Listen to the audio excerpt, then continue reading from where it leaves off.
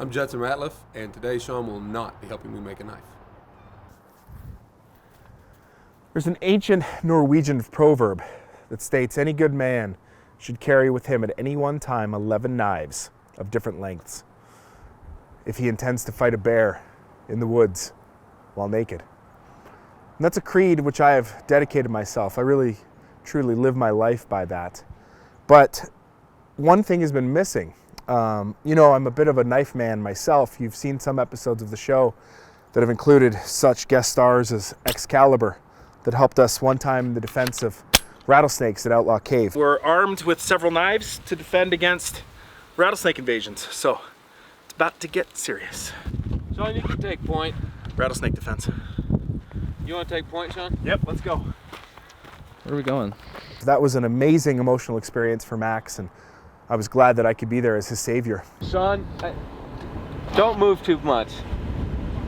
There's a little bit. Just come straight back towards us, I think. Are you being serious? Are you filming? Yes. Saw a snake? I don't have any knives on me right now. And there's my gold-handled custom Spyderco knife from Golden, Colorado that looks like something a cartel leader might carry with him. I am not a cartel leader, but I do have a beautiful, beautiful knife from Spyderco. At any rate, what's missing from my life is a hand-tooled piece of perfection, and that's why we're here today. We're on site at Judson Rateliff's workshop to see him forge true pieces of art, handmade, specialty crafted knives. It's something that's missing from my collection, and I'm very excited to check these out and see how this is done. You know, I've waited my entire life to be in this moment with this opportunity to see how knives are made and handmade, which is really spectacular and really exciting. So Max and I are here today to undertake this entire process. So we're gonna get in there right now. Let's do it. All right, here we go. Here we go. Hello, don't shank me. Hey, good to meet you, Sean Parker. Judson Ratliff, nice to meet you, man. So thanks a lot for having us out here today. This is the Forge. Yes, sir. The workshop. That's it. That's a knife term for everybody watching at home. What are we doing out here today with you? We're going to be forging a knife start to finish from 3/16 1095 steel. Okay. We'll be forging one of my Poncho models, which is an everyday carry size knife, and it's about 7 inches overall. Wow. There's my personal one. Okay. Awesome. So everyday carry or EDC, hugely popular today. Yes, sir. This is a beautiful, beautiful knife. This is Thank you, sir. completely made here, start to finish. Yes, sir. Wow. Yeah, and that's popular with everything from cowboys to everything in between, you know. Wow. We're in for a treat today. We'll give that back to you. Thank you, sir. Awesome. We are 2 minutes in. I haven't lost a finger, so really this couldn't be going any better. All right, let's get to it. Sounds good, man. Right on. Let's do it.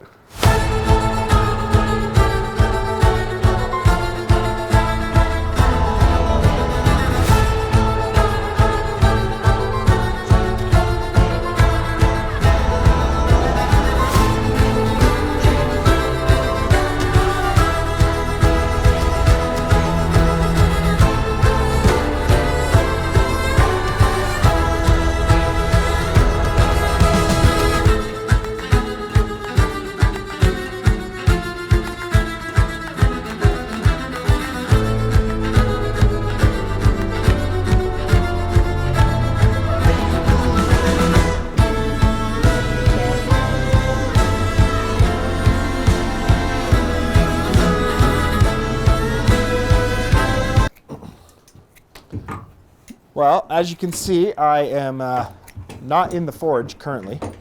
I was invited in and immediately touched the forge when I wasn't supposed to. I guess you don't just go in touching things. So I've been out here and I'm whittling my own knife, I guess, is what I've been allowed to do here for the last little bit. But Judson, how are things going?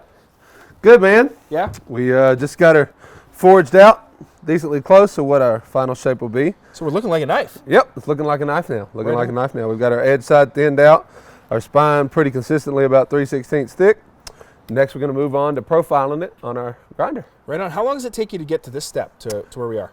About 45 minutes to an hour for Wow. something this size. Okay, and you're Something doing it this all size. by hand on the anvil. Yeah. That's pretty cool, because a lot of guys now, they use the, what do you call it, pneumatic press? The Yeah. Yeah, okay. But you're just That'd be sitting there nice. banging away. That'd be nice, but yeah, man, it's just all by hand, you know. Even if when you do that, you gotta refine it by hand. Sure, very cool. Okay, so next step? We're gonna take it in there and we're gonna stick it on the 2x72 and we're gonna profile it and then we're gonna grind in our bevels. Awesome, right on. So grind in the bevels, then what? After we grind in the bevels, profile it and grind in the bevels, we're gonna anneal the handle, which Okay. is just a fancy term for softening it. So we're gonna soften the handle, that way we can drill pinholes in it and then we'll heat treat it. Awesome. Do you think I could play with fire? Probably not, no. Okay, It's in everyone's best interest. I tried.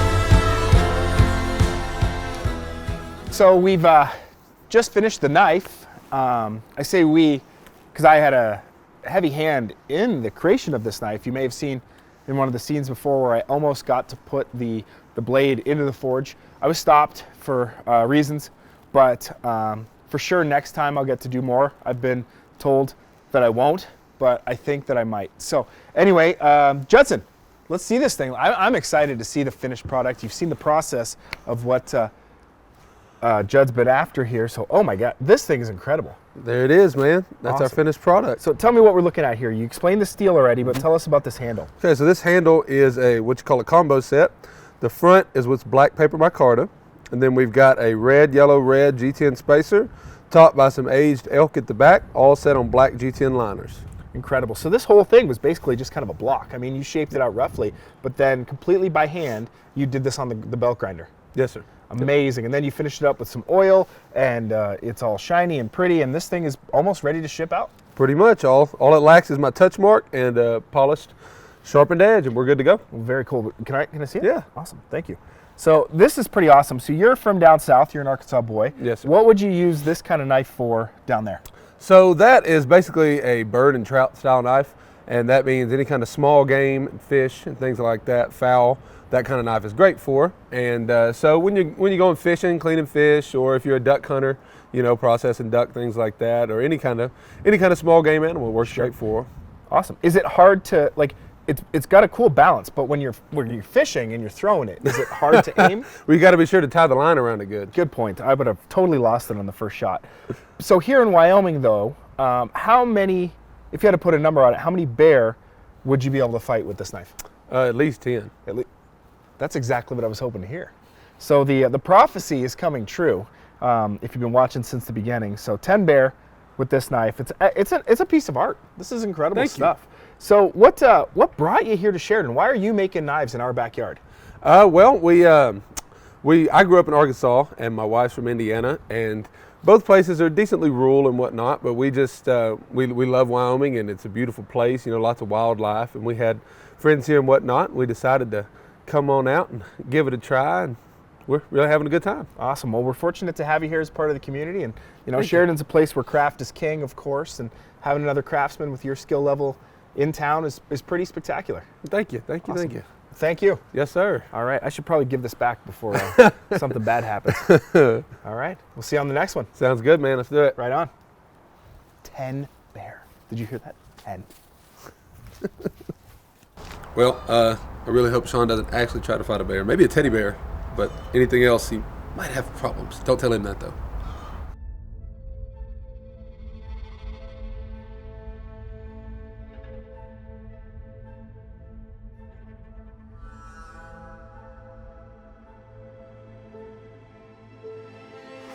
Most people call me Willey, and I make knives and bits and spurs and braid a little rawhide still.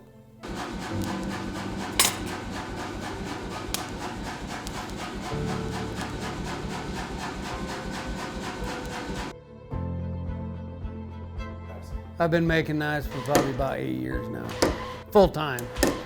I make a lot of hunt knives, and I really like making Bowie knives, but hunt knives are where my bread is. I spend the time most people don't want to spend. I'm pretty detail oriented. So I take the time to do the fine details. I go past where most people stop. You see, on especially more collector grade stuff, because they're paying me to take that extra time where other people stop, or where a production piece would stop because of the time. And that's where the quality comes in, is the time involved in it. And I use a machine more than most people do, because I've had some wrecks and I don't have a really good arm, so I use a machine to forge most of my blades. And I like to do the machine work because I've rebuilt the machine, so there's a lot of satisfaction in that, using something that you rebuilt, you know what I mean? But you can't finish them fine with anything other than them. You can't get the contours, the flow. You have to feel it. And a machine can't do that. But they'll eat it. You know, they're nice to rough everything out, but I finish everything by hand. That way you can get the fine details.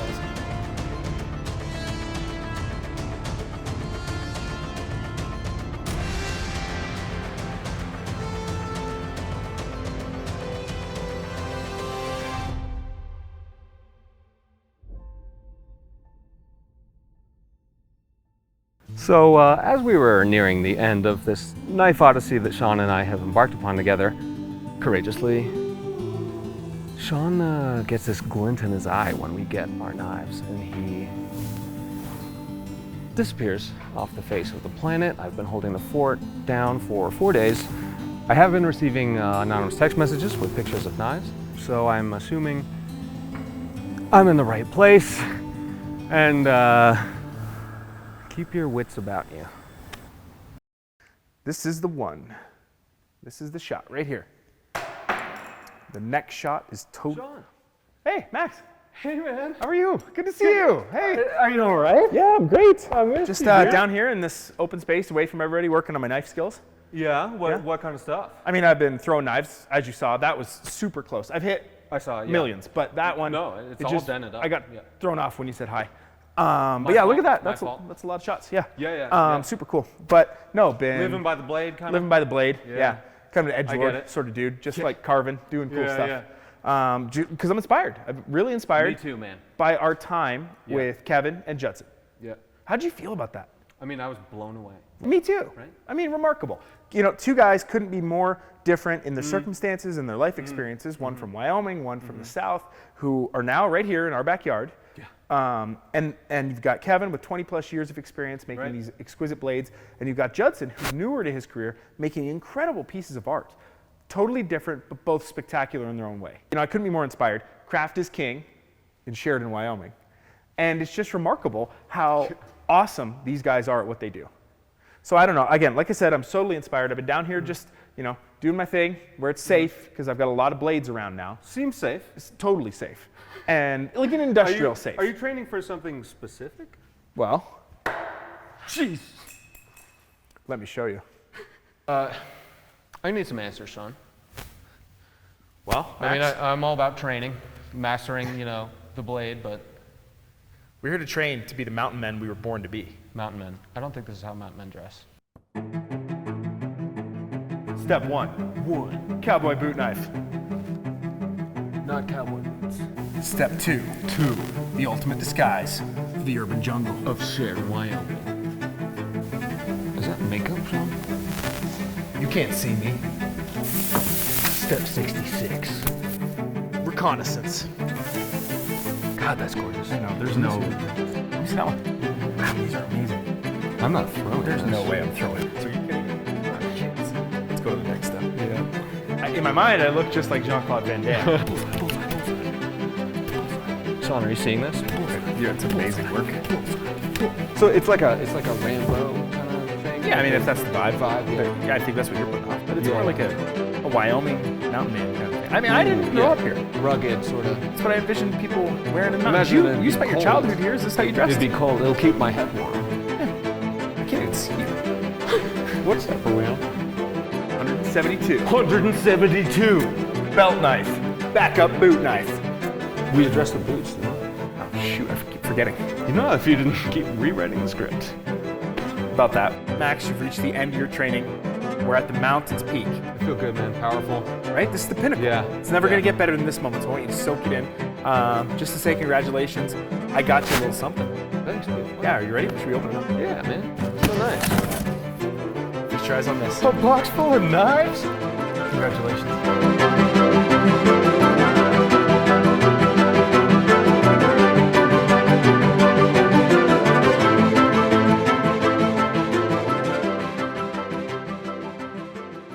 Oh, wow. Yeah, it's dark. Nice. Oh, yeah, it's dark. Yeah. That's good. Good That's night, good like coverage. night camo, right? Yeah, yeah. Well, It's no, this more- is like night or iceberg. Oh, Arctic Arctic. commandos. We'll have Arctic to layer up a little bit. Yeah, Right now we're kind of like concrete jungle, like urban warfare kind of deal. Yeah, like, you know, you would like wear a gray man backpack. Just Yeah, a yeah, backpack yeah. where nobody knows what's up. Yeah. But like we need when- to be versatile. We need a go bag. Right? When it hits the fan, you get your makeup out of your go bag yeah. and go incognito. Yeah, like a sling. Yep. Cool. Sling bag. Yeah. And no one knows what's in there. Yeah. Yeah, like a purse, super incognito. So no one would even know. Yeah. Like with the gold things, the Yeah. frills. Soup ultimate disguise, right? Ultimate disguise.